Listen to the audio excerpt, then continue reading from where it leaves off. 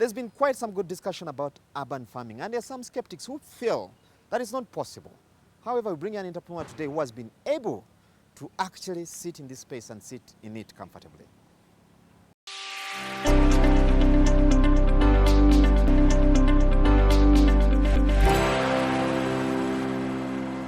I started when I came out of formal employment, and I told myself, even if you have very many challenges, you always have an opportunity to have a new beginning.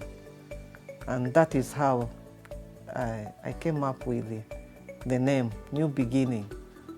There's an opportunity God will always give you. So long as you have this life in you, God will also always give you an opportunity for a new beginning. You fall down, you get up, that's another new beginning.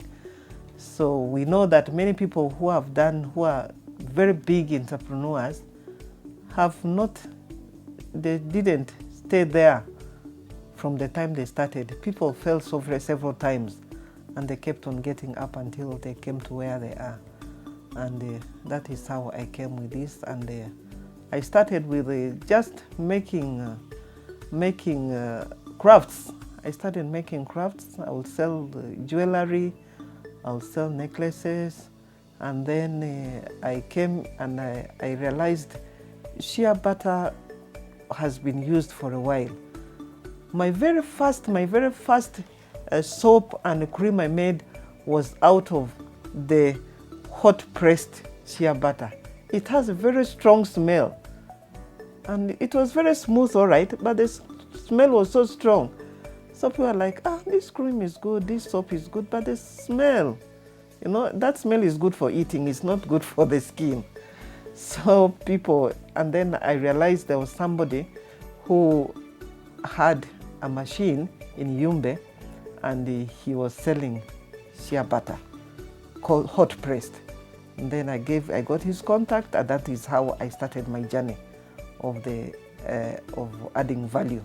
I first started with making the cream, and then I came to the soap, and then the lotions. And then I got access to the machine, which is multifunctional. This machine can press shea butter, it can press sunflower, it can press soya oil, it can press groundnut oil. So I'm taking advantage of the functions, and I'm now pressing oil out of sunflower, I'm pressing oil out of shea nuts, and I'm adding value to the shea butter by making these lotions, the soap, the Vaseline for babies. And I'm also planning to start producing animal feeds, because I have a lot of sunflower cakes in stock. I have the broilers and I'm going to start making feeds for my chicks out of the sunflower cakes. And I'm sure I can also use the same product for the fish, because I also have a fish pond, 2 fish ponds for tilapia and the catfish.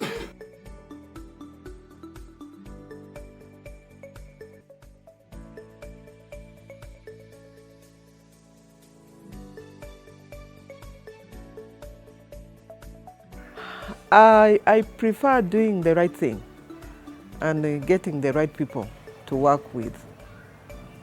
And that is what I always work hard to achieve what I have. Because I believe when you fold your hands, everything will fold its hands with you.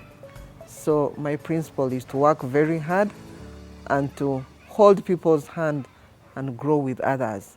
As an entrepreneur, you have to believe in yourself. If other people don't believe in you have to believe in yourself and work very hard. Have confidence, and always take time to make decisions. Don't rush to make decisions, and help other people to grow with you. Because the moment you grow with other people, those are the same people who lift you high. This is part of the project I have.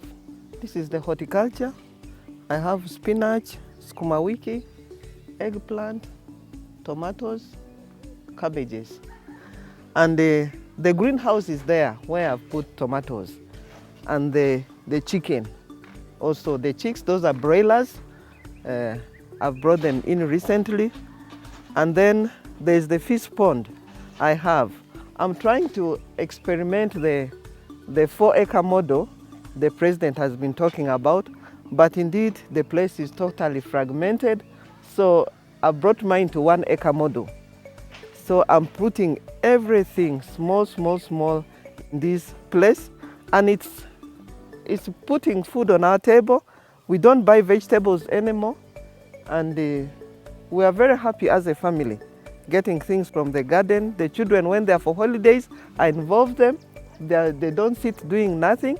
They're busy working in the farm, and they support the workers, the people I employ, and they're learning also from there. The reason why I've initiated this is where I am is a city, and it's an urban setting. So what I'm trying to show people is that even if you have very small piece of land, you can do something within that land. Even at your veranda, you can put things like those ones in the sacks, in the paper bags, in the polythene bags, in a small place. You don't have to buy everything from the market.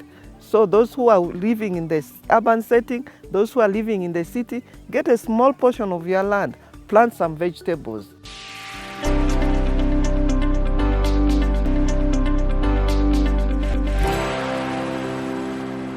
Well, in our Make Money segment today, we try to explore some of the opportunities within the agriculture subsector, especially for the young people today that are looking for what to do.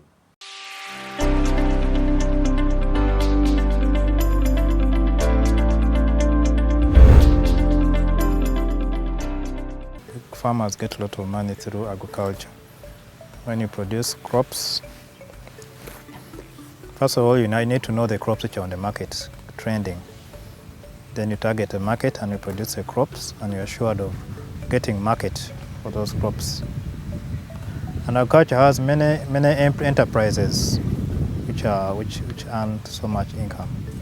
And now an area of value addition through agriculture processing. There's a lot of money coming to agriculture. So through the youth can benefit through agriculture, especially when they add value to the produce they are growing.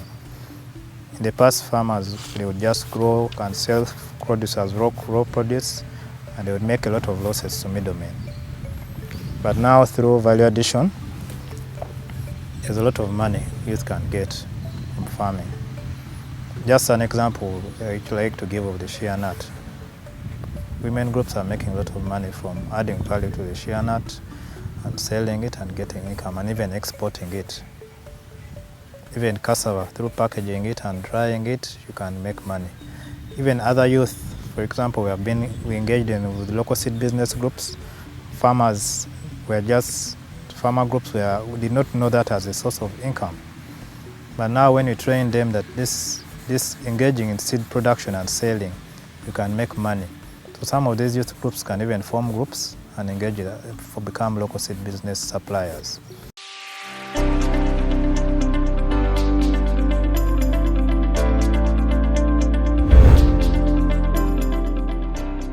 Well, in our tech segment today, we again take you back in Northern Uganda, try and find out the process of making shea butter. And I have to add that Uganda's shea product is one of the best in the world.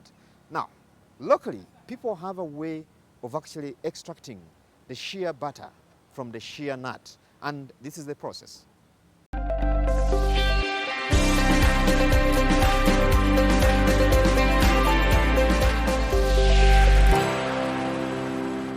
We have been poor, by the way, because we are locally in the village. We have been poor because we never knew the idea how to prepare the shea nut. First of all, we used to pick them from the bush. Our children will eat that top part of it, and we collect it and we sell it just like that. We get small money. But since we got the idea of making that shea nut, we started locally. We just pick them. We pound them with the stones.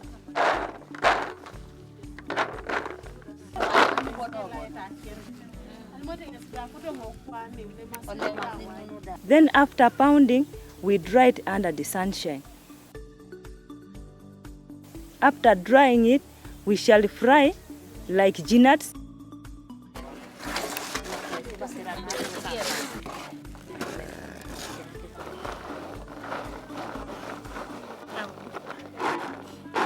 After frying that thing, we can now pound and boil it.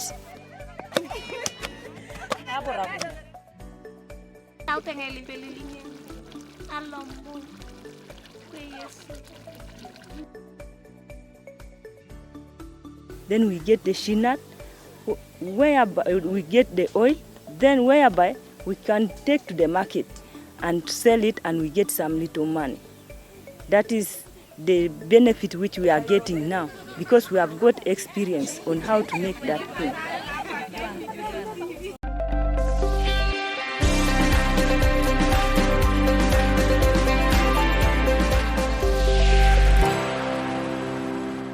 That's all we had for you on this week's edition of Money and Markets. Thank you for being part of the show.